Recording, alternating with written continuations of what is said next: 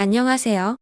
저는 올해 48살이고 친정 부모님이 하시던 돼지갈비집을 지금은 제가 도맡아 운영하고 있습니다. 하루는 아침에 갈비집에 나가기 전 빨래를 돌려서 널어놓고 가려고 하는데 남편 바지 주머니에 뭉쳐져 있는 뭐가 들어있었습니다. 그래서 저는 남편이 또 휴지를 주머니에 넣고 안 뺐나 싶어 주머니에 든 것을 빼보니 그것은 휴지가 아니라 생전 처음 보는 남자 속옷이었습니다. 티자 모양으로 된 보기만 해도 망측스러운 그런 속옷이었지요.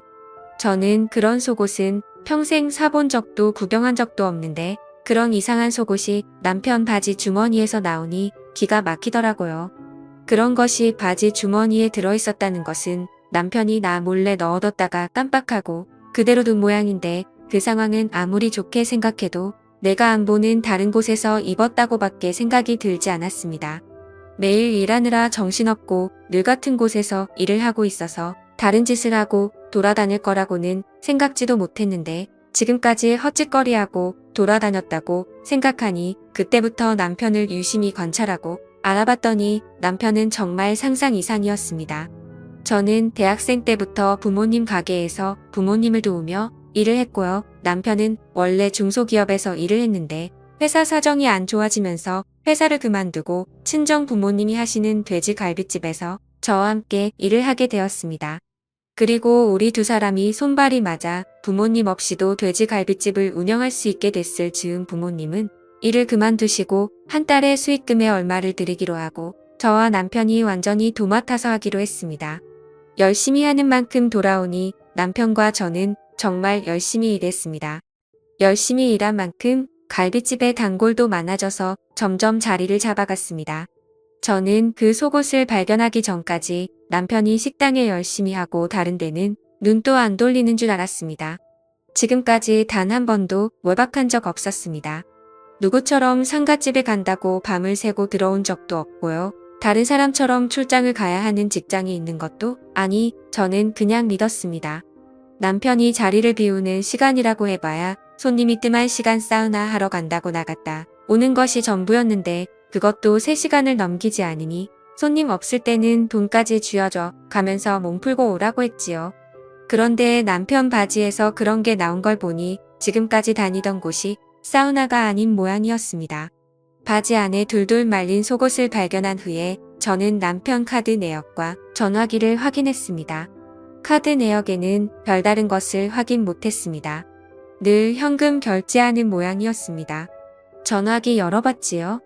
전화기에 여자랑 주고받은 문자나 이상해 보이는 통화 내역은 없었고요. 어디 예약이 되었다는 문자가 있었습니다. 보통 남편이 자리를 비우는 그 시간이더군요. 처음에 저는 사우나인 줄 알았습니다. 요즘은 사우나도 예약을 하고 들어가나 보다 했는데 느낌이 싸해서 전화를 걸어보니 마사지샵이라고 하더라고요. 그래서 저는 감성 마사지샵이 뭔가 싶어 순진하게도 거기 마사지샵인가요? 무슨 마사지를 해주는 곳이에요? 물었지요. 그랬더니 전화 받는 사람이 제가 마사지 받으려고 전화한 게 아니라는 걸 알라차렸는지 아주 사무적인 말투로 네 여기는 경남 아로마 마사지예요 하더군요. 그래서 제가 또 순진하게도 거기 혹시 옷 안 걸치고 이상한 속옷 입고 하는 데인가요? 하고 물었지요. 그랬더니 상대방이 짜증 섞인 소리로 예약 잡으실 건가요? 했습니다. 그래서 저는 아니라고 나중에 다시 전화하겠다고 전화를 끊었습니다. 그냥 전화해서 물어봤을 뿐인데 꼭 도둑질이라도 하다가 들킨 것처럼 괜히 제 심장이 쿵쾅거리더라고요. 남편이 마사지샵에 예약이 잡혔다는 문자를 보니 거의 일주일에 한 번 꼴이었습니다. 주로 가는 곳이 제가 전화한 곳이었고 다른 곳도 돌아가면서 마사지를 받으러 갔더라고요. 저는 그 마사지샵이 여자들 얼굴 마사지하듯 그런 곳인지 정말 이상한 짓까지 하는 곳인지 알 수가 없었지요. 어떻게 알아볼까 고민하다가 근처에 호프집을 하는 젊은 사장이 있는데 친구들하고 우리 집에 자주 오기도 하고 오래전부터 누님 하면서 잘 따르기도 해서 호프집 사장한테 가서 한번 물어봤지요. 내가 요새 몸이 너무 피곤해서 마사지샵 가서 마사지 한번 받아볼까 싶은데 어디가 좋아? 집에 전단지 온 거 보니까 감성 마사지 어쩌고 하는 게 있던데 거기 한번 가볼까? 감성이니까 좋은 음악도 틀어주고 분위기도 괜찮을 것 같은데. 그랬더니 그 호프집 동생이 두 손을 허공에 휘저으면서 아이고 누님 뭐 그런 데를 가시려고 해요. 그런데 100% 이상한 마사지 하는 데예요. 누님처럼 몸이 뻐근하다고 가는 데가 아니에요. 하더군요. 그래서 저는 그래요 어떤 데인데 가봤어? 하고 물었지요. 그랬더니 아니 제가 꼭 가봤다기보다는요. 제 친구 놈들이 그런데 들락거리는 놈들이 많거든요. 제가 절대 가봐서 아는 게 아니고요. 저도 들어서 아는 거예요. 그런데 마사지샵 이름 내걸고 하는 데 있잖아요. 그게 대부분 불법 업소라고 보시면 돼요. 아주 극히 드물게 커플들이 같이 가는 마사지샵이 있기는 한데요. 그런 거는 저기 홍대 같은데 그런데 극히 몇 군데 있고요. 나머지는 다 비슷비슷해요. 이름은 전통 마사지, 아로마 마사지, 감성 마사지 뭐 다양한데요. 특히 이거 감성 이거는 진짜 할 거 다 한다고 보시면 되는데요. 감성 중에서도 끝에 빨간색 하트 표시 있는 전단지 있죠. 그런 거는 그냥 뭐 그런 데예요. 제가 누님한테 설명하기 민망하니까 자세히 설명은 안 할게요. 그런데 이 정도로만 말씀드려도 다 아시죠? 남자한테는 여자 마사지사가 붙고요. 여자한테는 남자 마사지사가 붙는데요. 뭐 더 말 안 해도 알겠죠? 아무튼 이런 데는 주로 일회용 속옷을 주거든요. 내가 누님 앞에서 이런 용어를 써도 되는지 모르겠는데 그 티자 있잖아요? 하길래 저는 남편 바지에서 나온 티자가 생각이 나서 순간 깜짝 놀라면서 뭐 했더니 역시 누님한테 이런 얘기하면 안 되는 건데 너무 놀라셨죠? 제가 누님 앞에서 너무 자세하게 얘기를 했나 봐요. 암튼 그렇습니다. 하고 얘기를 마치려고 하기에 아니야 계속 얘기해봐. 그래서 그런 걸 주고 어떻게 하는데? 하고 물었더니 아니 제가 직접 가본 게 아니라서 자세히는 잘 모르고요. 어쨌든 그런 거 일회용 속옷 같은 거 주거든요. 부담스러우면 안 갈아입어도 돼요. 그런데 꼭 갈아입는 이상한 취향인 인간들 있어요. 하긴 거기 가는 게 다 그런 사람들이 가는 거겠지만 어쨌든 보통 마사지 하면 1시간에 7만 원 정도 하는 데도 있고 1시간에 10만 원 하는 데도 있는데요. 금액이 올라가면 올라갈수록 서비스가 좀 높아진다고 생각하시면 되고요. 마사지 하는 사람들 옷차림도 금액이 높아지면 높아질수록 별로 걸치고 있는 게 없다. 이렇게 보시면 됩니다. 그러니까 그런 데 가시면 안 되고요. 정말 몸이 찌뿌둥하시면 한의원에 이런 거 있잖아요. 건전한 데 그런 데 가세요. 괜히 한번 가셨다가 중독돼서 자꾸 가시면 가정 아작 나는 겁니다. 한번 가면 나도 모르게 자꾸 가고 싶고 막 생각나고 그렇거든요. 물론 제가 가봐서 그렇다는 것은 아닙니다. 다 들은 겁니다. 절대 직접 가본 게 아니고요. 그러니까 저를 이상한 놈으로 취급하시면 안 됩니다. 누님 그래서 저는 잘 알겠다고 저는 마사지샵에는 못 가겠다고 집에서 혼자 발 마사지나 해야겠다고 하고 나왔지요. 호프집 동생 앞에서는 아무렇지도 않은 척했지만 돌아서 나오는데 머리가 핑 돌면서 현기증이 나더라고요. 피곤하다고 해서 좀 쉬었다 오라고 내보냈더니 밖에서 그런 짓을 하고 다닐 줄은 꿈에도 몰랐고요. 저는 그런 이상한 짓은 술집이나 가야 그런 줄 알았는데 술 안 마시고 멀쩡한 정신으로도 저런 데를 갈 수 있다는 것이 신기할 뿐이었습니다. 그런데 뭔가 좀 이상하다는 생각이 들었습니다. 남편은 거의 매일 바람 좀 쐬고 오겠다며 점심시간이 끝나고 난 뒤 밖에 나갔다 오는데 마사지샵에 가는 건 일주일에 한 번 정도였습니다. 그렇다면 다른 날은 어디로 가는 거지? 라는 생각이 들더라고요. 이 인간이 도대체 무슨 짓거리를 하고 돌아다니는지는 눈으로 직접 봐야겠다 싶더라고요. 직접 미행할 수 있는 여건은 안 되고 해서 저는 심부름센터라도 연락을 해봐야 하나 어쩌나 하고 있다가 길 건너의 커피숍의 바리스타로 일하는 사람이 남편이 바람이 나서 헤어졌다는 소리를 들어서 저는 그 동생한테 찾아가서 좀 알아봤지요. 그래서 그 동생한테는 솔직하게 얘기했지요. 남편이 요새 좀 이상한 것 같다고 매일 나가면 두어 시간씩 자리를 비우는데 그냥 바람 쐬러 가는 것 같지 않다고 하니 사장님 그게 100% 바람이에요. 하더군요. 사장님 남자들은요 밖에 여자 없으면 절대로 그렇게 부지런 떨면서 안 나갑니다. 무슨 목적이 있으니까 나가는 거예요. 제가 이혼한 그 새끼도 그랬어요. 제가 만났을 때는 주말에는 소파에 들어 누워서 하루 종일 리모컨만 돌리고 있더니 바람이 나니까 주말에도 새벽같이 일어나서 기어나가더라고요. 그리고 더럽게 안 씻던 인간이 얼마나 자주 씻어대는지요. 피부 벗겨지는 줄 알았잖아요. 밖으로 자꾸 나가고 깔끔 떨고 하는 데는 다 그만한 이유가 있는 거예요. 사장님 남편도 자꾸 밖으로 싸돌아다니는 거 보니 죄송해요. 바람난 것들은 다 똑같은 것들이라서 저도 모르게 말이 막 나왔어요. 어쨌든 사장님 남편도 제가 보기에는 바람났어요. 어떤 년인지 때려잡으세요 하더군요. 그래서 제가 내 눈으로 확인을 해보고 싶은데 내가 식당을 비우기가 좀 그래서 미행할 수가 없는데 무슨 좋은 방법 있냐고 물었죠. 그랬더니 바리스타 동생이 하는 말이 아휴 사장님 지금이 무슨 70년대예요? 바람난 거 잡으러 미행하러 다니게요? 휴대폰에 어플만 깔면 다 들리고 다 보이는데 뭐하러 그런 고생을 해요? 뭘 하고 싶으세요? 어디 가는지 위치 추적을 하고 싶으세요? 아니면 통화 내용을 듣고 싶으세요? 두 개 다 하고 싶으세요? 그러면 두 개 다 깔아드릴게요. 위치 추적해서 어디서 어디로 이동하는지 실시간으로 확인할 수 있는 거 하고 어플 깔아서 전화통화 문자 내용 바로바로 확인할 수 있게 해드릴게요. 분명히 여자였어요. 잡아서 머리채 한번 뜯어버리세요. 그리고 증거 잡아서 소송해버리세요.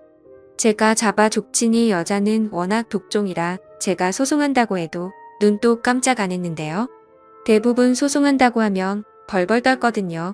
특히 남편 있는 것들이 남의 남자하고 바람이 나면 남편 뒤에 들어갈까 애들 뒤에 들어갈까 싶어서 바짝 조니까 어떤 년인지 잡아서 족치세요. 증거 다 모일 때까지는 절대 아는 척 마시고요. 잘못 내색하면 쉽게 증거 모을 수 있는 게 완전히 다 막히는 수가 있거든요. 그러니까 남편한테도 평소 하던 대로 하시고요. 조용히 증거만 모으세요. 그리고 제가 얘기를 듣다 보니 촉이 와서 그러는 건데요. 하루에 2시간 정도 비운다고 하셨죠. 그러면 99%이 근처 사는 연일 수도 있어요. 엄청 가까이 살고 사장님도 아는 사람일 수 있으니까 어떤 경우에도 너무 충격받지 마시고 마음 단단히 잡고 계세요. 주로 자주 만나고 잘하는 것들이 바람나더라고요. 제가 이혼한 그 놈은 같은 회사 여자하고 바람났잖아요. 아마 사장님 남편도 주변 사람일 것 같아요. 했습니다. 그 외에도 바리스타 하는 동생이 자기가 경험한 얘기와 함께 남편하고 바람난 여자를 만나면 어떻게 해야 하는지 등등 여러 가지 얘기를 해주더라고요. 그래서 저는 바리스타 동생이 가르쳐준 대로 집 컴퓨터에 로그인되어 있는 컴퓨터 계정으로 들어가서 위치 추적 내 전화기 찾기 설정해 놓았고요. 실시간 전화통화 내용, 문자 내용 확인할 수 있는 앱도 남편 전화기에 깔아두었습니다. 그렇게 일주일 바짝 신경을 곤두세우고 알아본 결과 남편은 일주일에 한 번은 변태 마사지를 하러 갔고 나머지는 웬 여자와 연락을 주고받았는데 연락을 주고받은 여자가 한 명이 아니라 2명이더군요. 하나는 근처 꽃집 하면서 혼자 사는 여자고요. 한 사람은 화장품 가게 하는 나이 많은 여자였습니다. 두 사람 다 제가 아는 사람이고요. 얘기 주고받는 걸 보니 이 세 인간 모두 제정신이 아닌 것 같았습니다. 화장품 가게 하는 늙은 여자는 제가 알기로 남편보다 3살이나 많은데 남편은 경희야 하고 이름을 불렀고 그 여자는 남편한테 오빠야 했습니다. 그 소리를 듣는데 하도 기가 막히고 어이가 없어서 저도 모르게 웃음이 나오더라고요. 나이 먹었으면 나이 먹은 값을 해야지. 얼마나 잘 보이고 싶었으면 3살이나 어린 남자한테 오빠야 하면서 오만 콧소리를 다 내는지 인생 진짜 힘들게 산다 싶더군요. 그와 반대로 꽃집 파는 여자는 남편보다 5살이나 어린 여자인데 이 여자는 남편한테 여보하고 부르더라고요. 그 여자는 남편하고 둘이 모인 모텔에 들락거렸습니다. 위치 추적되는 걸 보니까 정확히 모텔이라고 찍히더라고요. 가만히 앉아서 내 손바닥 보듯 움직이는 걸 보고 있으니 신기할 따름이었지요. 꽃가게는 어떻게 하고 가나 싶어서 그 시간에 꽃가게로 가보니 외출 중 팻말을 걸어놓고 갔더라고요. 이 여자의 꽃가게는 일주일에 적어도 한 번 어떨 땐 2번까지 외출 중이 걸려 있었습니다. 반면에 화장품 가게 하는 여자하고는 모텔에 드나들지 않았습니다. 남편보다는 그 여자가 남편을 더 좋아하는 눈치였고 두 사람은 옷가게 안에서 나름의 데이트를 즐기는 듯했습니다. 갈비집이 안정적으로 자리 잡고 먹고 살만해서 그러는 것인지 아니면 원래 여자를 엄청 좋아하는 인간인데 제가 그걸 모르고 살았던 것인지는 모르겠지만 어쨌든 남편은 여자를 만나랴 마사지 받으러 다니랴 일주일이 엄청 바쁜 사람이었습니다. 참 대단하다 싶더군요. 식당 일은 일대로 하고 집에 가면 저하고도 나름 잘 지냈는데 그 와중에 다른 여자들까지 만족시키고 있었으니 제 눈에는 그저 평범하고 일 열심히 하는 남자였지만 남편은 밖에 나가면 바람둥이 카사노바였던 것이지요. 저는 이것들을 다 어찌할까 바리스타 동생 말처럼 가서 머리채라도 휘감아 버릴까 어쩔까 생각하다가 저는 화장품 가게 하는 여자 꽃 파는 여자 둘 다 우리 집에 불렀습니다.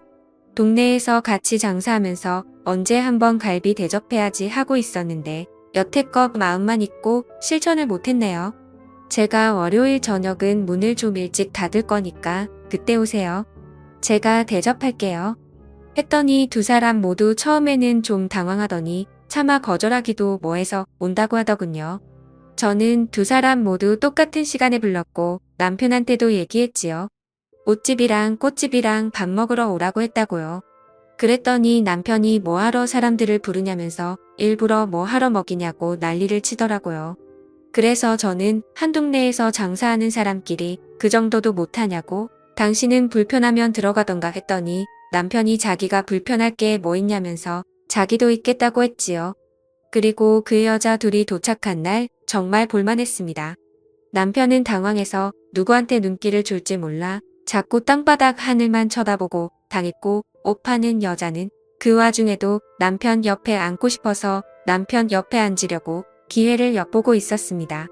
그리고 꽃집은 무슨 배우 출신인지 원래 둘이 전혀 아무 일 없는 사람처럼 관심 없는 척했습니다. 다만 옷가게의 여자가 남편 옆에 앉아서 남편을 슬쩍슬쩍 스칠 때 꽃 파는 여자 눈이 옷가게를 째려보면서 도끼 눈이 되더라고요. 가만 보니 두 여자 다 보통 성질 아니겠다 싶더라고요. 그래서 저는 도저히 저렇게 기센 여자들 머리채 못 잡을 것 같았지요.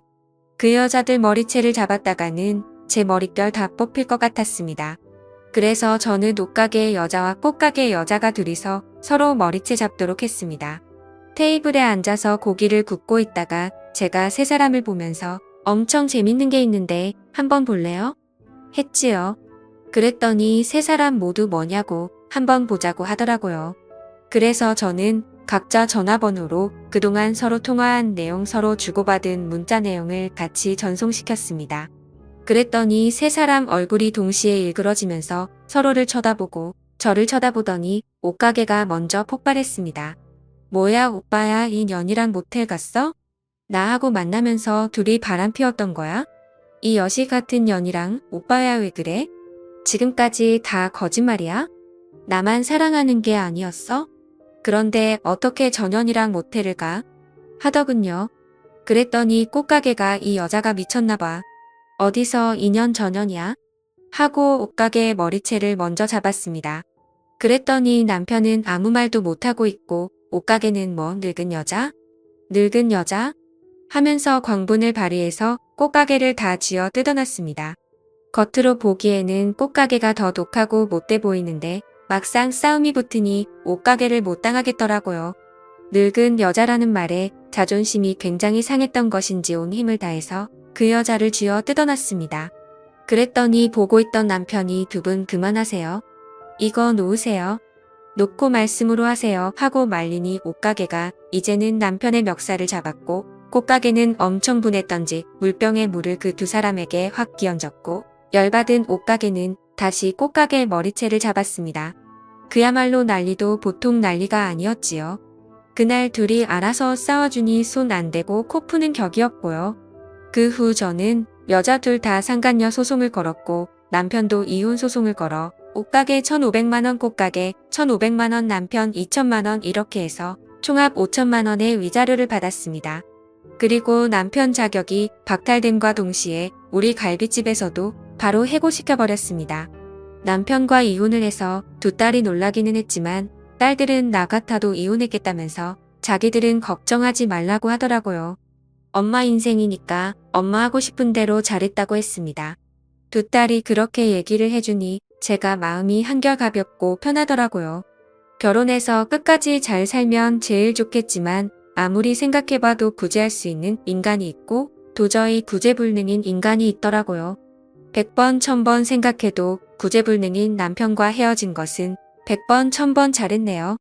저는 고등학생, 대학생 두 딸 끝까지 잘 뒷바라지하면서 제 인생 살아보겠습니다.